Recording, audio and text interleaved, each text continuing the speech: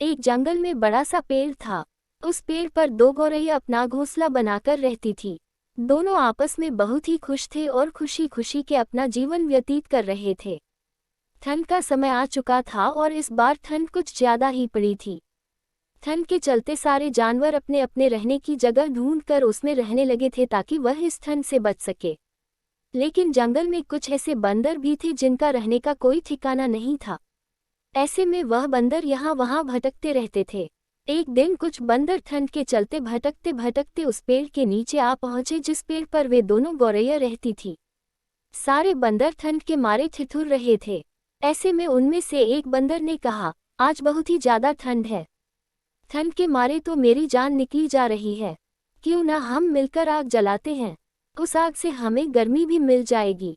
यह सुनकर बाकी सब बंदरों ने सोचा कि ऐसा करना सही होगा। आग जलाने के लिए वे बंदर सूखी पत्तियां और लकड़ियां इकट्ठा करने लग गए। जब वे ऐसा कर रहे थे तभी ऊपर बैठी गौरैया उनको देख रही थी। उससे रहा नहीं गया और उसने बंदरों से कहा, आप सब कौन हैं? दिखने में तो आप लोग मनुष्य जैसे दिखते हैं। आपके पैर भी हैं और हाथ भी हैं। तो आप सब अपना घर बना कर क्यों नहीं रह लेते?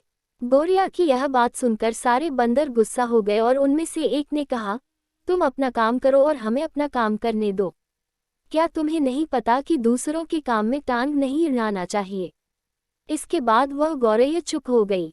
वे बंदर लकड़ी और सूखी पत्तियां इकट्ठा कर चुके थे। तब उनमें से एक बंदर ने कहा, हमने लकड़ी और पत्तियां तो इकट्ठा कर ली है, लेकिन हम इसमें आग जलाएंगे कैसे? ऐसे में एक बंदर ने जवाब दिया, मैंने एक मनुष्य को आग जलाते हुए देखा है। वह चिंगारी से आग जलाते हैं, हम भी ऐसा ही करेंगे। वे सब बात कर रहे थे कि तभी पास में से एक जुगनू गुजरा। जुगनू को देखकर बंदरों को लगा कि वह चिंगारी है।